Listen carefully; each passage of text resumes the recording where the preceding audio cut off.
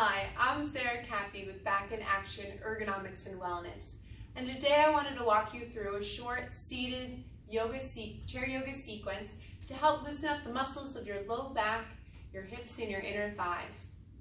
Today, you might want a chair nearby for one or two of the stretches today, but we can modify if needed. So go ahead and start to tune into your breath. Just noticing the fall of your ribs and the rise as you breathe in and out. And slowly start to elongate the inhale as well as the exhale. Bring your hands to your hip bones and start to rock your hips back and forward. Pairing this with your breath, exhaling back and inhaling forward. Two more. And as you're doing this, notice your sit bones, the pointy part of your bottom. And I want you to come to stillness where you're sitting directly over this pointy part of your bottom. This will help put your pelvis at this neutral position where your core is better able to support your spine, and your spine is stacked up on one another instead of the soft tissues taking over. Now that we did some rounding, let's work on our side bending. So I want you to take one hand on the opposite hip, really plant that hip down, press into that hip with that hand, and start to reach overhead. Feel that deep stretch in the side body. As you inhale, you reach, and you exhale, feel the core firm. Coming back up, and switching hands. Hand placed on your hip, planting into your sit bone, reaching to the side. Coming back to center, one more time to each side.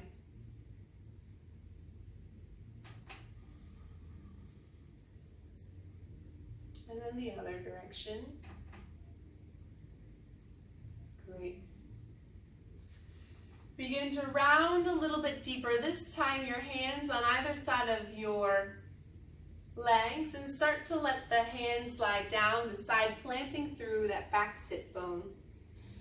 Pausing when you feel a nice stretch on that outer QL muscle, your quadratus lumborum. Breathe into the belly to help with this stretch. This muscle tends to be one of the unsung heroes when we're sitting a lot. It also helps support the spine when the core gets a little tired, and can be a big culprit of dysfunction in our movement. Slowly inhale as you come up. Have the hands come to the other side and start to round down, making sure to keep those sit bones planted into the ground, into the chair. And then breathe into the stretch.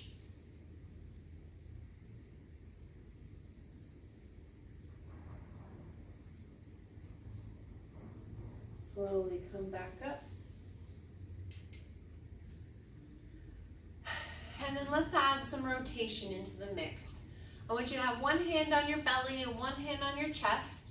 And I want you to try your best to keep your belly button or your lower hand facing forward as you exhale, rotating to the side. Inhale as you start to sit up taller, and exhale, rotating a little bit deeper. Belly button still tries to stay forward. And then come back.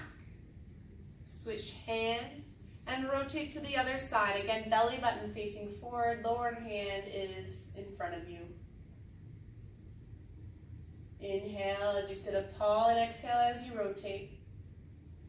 Keeping the head in line with your chest. Inhaling back to center. Switching hands, exhaling to rotate. This helps engage the core as we rotate. Oftentimes we tend to just hinge at one or two segments in our spine.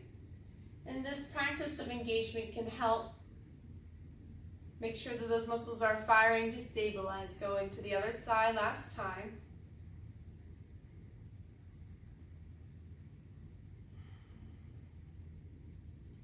and come back to the center. Take your hands and help guide one knee up so your legs are crossed, letting the knee fall out to the side. Stretching a muscle called the piriformis in your hip. I want you to sit up nice and tall. Maybe you feel a stretch here, and if that's the case, stay in this position. We're sitting directly on our sit bones. Or if you want to go a little further, think about hinging at your hips. Try to bring your belly forward first. Pausing when you feel a stretch. And trying to breathe into the belly. By breathing into the belly, that helps stretch a lot of fascial connections around these areas and can help deepen your stretch even faster.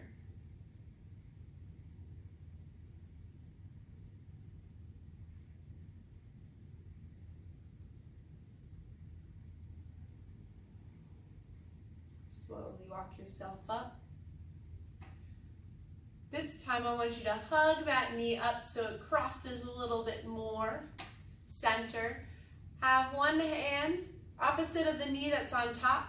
You're going to sit up nice and tall. Again, we're rotating, pulling this knee in towards midline. Belly button still faces forward. Have the right hand placed behind your sacrum onto your chair. Gaze is over the right shoulder. You should be feeling a nice stretch in this outer hip.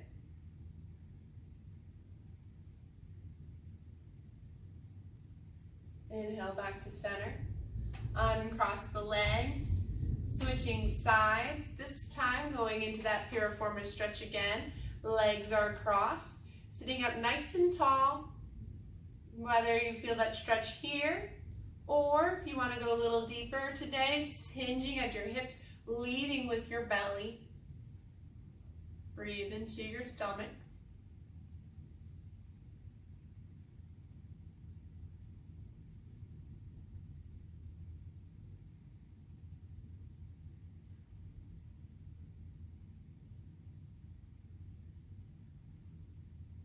Slowly come back. Guide that knee to cross over a little bit more. Continue to grab onto that outer knee, sitting up tall. Take your other hand, place it behind the sacrum as you rotate, turning. Gaze is over your left shoulder, but the belly button still faces forward. Drawing the right shoulder back to help hug the knee in towards midline, feeling a nice stretch in the outer hip.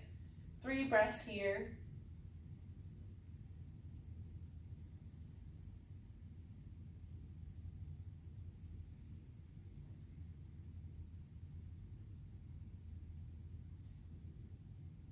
And come back to center. Only going and rotating as far as it feels comfortable. Help guide your knees to uncross. I want you to heel toe the feet out to the side. This time your hands are on your inner thighs. Draw the shoulders back to pull the chest through, the belly comes through. We're arching in our back here.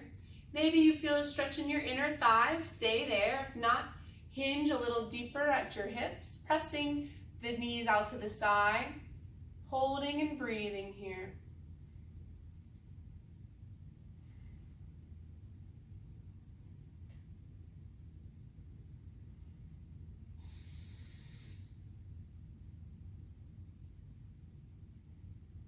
Slowly come back. You can continue with that motion where we're just leaning forward. You can take it one little step further.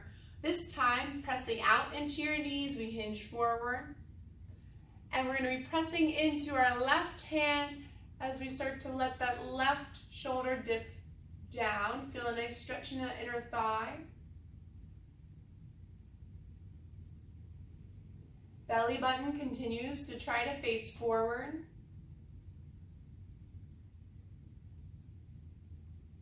Come back up. Hinging forward again. Let that right shoulder dip down as you press this knee out to the side. And just as much as you're pressing the knee out to the side, the knee's pressing into the hand to be engaged, supported, and the belly button's facing forward.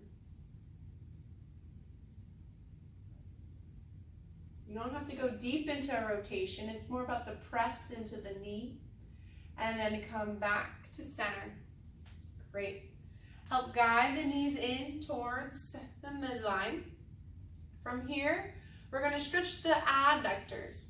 So I want you to scoot to the edge of the chair, shift your weight so you're sitting sideways, where one kind of glute is facing forward and the other is kind of half facing off. This is where the other chair might come in, where you can hold on to it, or you can support yourself if the desk or countertop are in front of you. Let that leg that's closest to the edge come back. So you're on the ball of your foot. And in this position, I want you to tuck the tailbone under. It might be more supported for you to have the chair to your side. We're doing this for demonstration purposes, but you want to make sure that tailbone tucks under. Think the pubic bone pulling up. And that's going to give you a nice stretch in that quad muscle.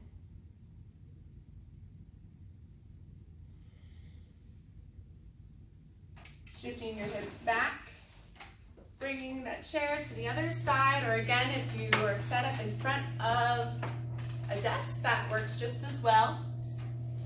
Shifting your weight to the side, let that back ball of the foot come behind you, and tuck that tailbone under, holding on to your chair or the desk.